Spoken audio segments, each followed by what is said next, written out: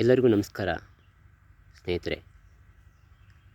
ನನ್ನೆಲ್ಲ ಆತ್ಮೀಯ ಮಿತ್ರರಿಗೆ ಹೊಸ ವರ್ಷದ ಹಾರ್ದಿಕ ಶುಭಾಶಯವನ್ನು ಹೇಳ್ತಾ ಇವತ್ತಿನ ಈ ಒಂದು ಪುಟ್ಟ ವಿಡಿಯೋ ಕಾರ್ಯಕ್ರಮವನ್ನು ನಾನು ನಡೆಸ್ಕೊಡ್ತಾ ಇದ್ದೀನಿ ಸ್ನೇಹಿತರೆ. ಇವತ್ತಿನ ಈ ಒಂದು ವಿಡಿಯೋ ಕಾರ್ಯಕ್ರಮದಲ್ಲಿ ನಮ್ಮ ಭಾರತದ ಹವಾಮಾನ ಸ್ಥಿತಿಗತಿಗಳು ಹೇಗಿರುತ್ತೆ ಅಂದರೆ, ಇವತ್ತು ದಿನಾಂಕ 30ನೇ ತಾರೀಕು ಅಂದರೆ ಮಾರ್ಚ್ 30ನೇ ತಾರೀಕು, ಏಪ್ರಿಲ್ 1ರ ನಂತರ ಏಪ್ರಿಲ್ 5ರ ಒಂದು ಒಳಗೆ ಕರ್ನಾಟಕ ಸೇರಿದಂತೆ ದೇಶಾದ್ಯಂತ ಹವಾಮಾನದ ಪರಿಸ್ಥಿತಿ ಹೇಗಿರಬಹುದು, ಎಲ್ಲೆಲ್ಲಿ ಮಳೆಯಾಗುವುದನ್ನು ಕುರಿತು ಒಂದು ನಿಖರ ಮಾಹಿತಿಯನ್ನು ನಿಮ್ಮೊಂದಿಗೆ ನಾನು ಹಂಚ್ಕೋತೀನಿ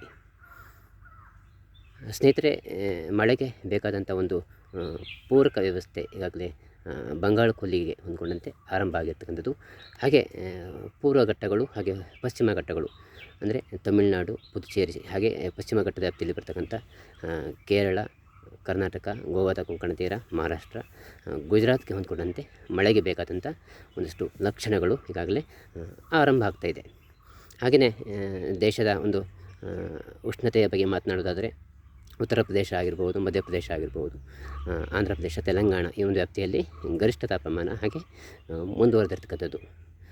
ಆಂಧ್ರ ಪ್ರದೇಶದ ಕರ್ನೂಲ್ನಲ್ಲಿ 42 ಡಿಗ್ರಿ ಸೆಲ್ಸಿಯಸ್ ಆಸ್ಪಾಸ್ನಲ್ಲಿ ಗರಿಷ್ಠ ತಾಪಮಾನ ಇರ್ತಕ್ಕಂಥದ್ದು. ಹಾಗೆ ಮಹಾರಾಷ್ಟ್ರದ ಚಂದ್ರಗಿರಿಯಲ್ಲೂ ಕೂಡ 40-41 ಡಿಗ್ರಿ ಆಸ್ಪಾಸ್ನಲ್ಲಿ ಉಷ್ಣಾಂಶ ಇರ್ತಕ್ಕಂಥದ್ದು. ಹಾಗೆ ಉತ್ತರ ಭಾರತದ ಬಗ್ಗೆ ನೋಡೋದಾದರೆ, ಉತ್ತರ ಭಾರತದ ಜಮ್ಮು ಮತ್ತು ಕಾಶ್ಮೀರ, ಹಿಮಾಚಲ ಪ್ರದೇಶ, ಪಂಜಾಬ್, ದಿಲ್ಲಿ, NCR ಸುತ್ತಮುತ್ತ ಹಾಗೆ ರಾಜಸ್ಥಾನಕ್ಕೆ ಹೊಂದ್ಕೊಂಡಂತೆ ಕೂಡ ಉಷ್ಣಾಂಶದಲ್ಲಿ ಒಂದಿಷ್ಟು ಏರಿಳಿತ ಆಗ್ತಿರ್ತಕ್ಕಂಥದ್ದು. ಅಂದರೆ ಗರಿಷ್ಠ ತಾಪಮಾನದಲ್ಲಿ 2ರಿಂದ 3 ಡಿಗ್ರಿ ಸೆಲ್ಸಿಯಸ್ ತಾಪಮಾನ ಇಳಿಮುಖ ಆಗಿರ್ತಕ್ಕಂಥದ್ದು.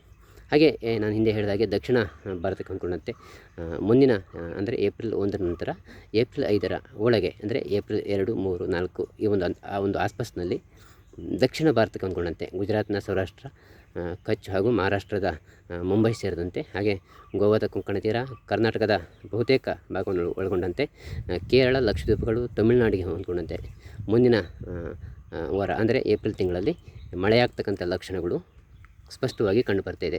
ಅಂದರೆ ಪ್ರೀ ಮಾನ್ಸೂನ್ ಅಂತ ಏನು ಕರಿತೀವಿ, ಮುಂಗಾರು ಪೂರ್ವ ಮಳೆ ಅಂತ ಇದರ ಲಕ್ಷಣಗಳು ಗೋಚರ ಆಗ್ತಾಯಿದೆ. ಪುನಃ ಮಾರ್ಚ್ ತಿಂಗಳ ನಂತರ ಸ್ವಲ್ಪ ಬಿಡುವನ್ನು ಕೊಟ್ಟಿರ್ತಕ್ಕಂಥ ಈ ಪ್ರೀ ಮಾನ್ಸೂನ್ ಅಂದರೆ ಮುಂಗಾರು ಪೂರ್ವ ಮಳೆ ಮತ್ತು ಏಪ್ರಿಲ್ನಲ್ಲಿ ಆರಂಭ ಆಗ್ಬೋದು. ಕರ್ನಾಟಕದ ರಾಜಧಾನಿ ಬೆಂಗಳೂರು ನಗರ ಸೇರಿದಂತೆ ಬಹುತೇಕ ಕರ್ನಾಟಕದ ದಕ್ಷಿಣ ಹಾಗೂ ಪಶ್ಚಿಮ ಭಾಗದಲ್ಲಿ ಮುಂದಿನ ದಿನಗಳಲ್ಲಿ ಮಳೆಯಾಗ್ತಕ್ಕಂಥ ಲಕ್ಷಣಗಳು ಗೋಚರ ಆಗ್ತಿದೆ. ಹಾಗೆ ಕೇರಳ, ತಮಿಳುನಾಡು, ಪುದುಚೇರಿಯಲ್ಲೂ ಕೂಡ ಮಳೆಯಾಗ್ತಕ್ಕಂಥ ಸ್ಪಷ್ಟ ಲಕ್ಷಣಗಳು ಗೋಚರ ಆಗ್ತಿದೆ ಸ್ನೇಹಿತರೆ. ಮುಂದಿನ ದಿನಗಳಲ್ಲಿ ಅಂದರೆ ಏಪ್ರಿಲ್ ತಿಂಗಳಲ್ಲೂ ಕೂಡ ಗರಿಷ್ಠ ತಾಪಮಾನದಲ್ಲೂ ಹೆಚ್ಚು ಬದಲಾವಣೆ ಆಗ್ಬೋದು. ಅಂದರೆ ಏಪ್ರಿಲ್ 2ನೇ ವಾರ ಕಳೆದ ಮೇಲೆ ದೇಶದಾದ್ಯಂತ ಮತ್ತೆ ಉಷ್ಣತೆಯಲ್ಲಿ ಏರ್ಪೇರಾಗ್ಬೋದು. ಅಂದರೆ ಗರಿಷ್ಠ ತಾಪಮಾನದಲ್ಲಿ ಏರಿಕೆ ಆಗ್ಬೋದು.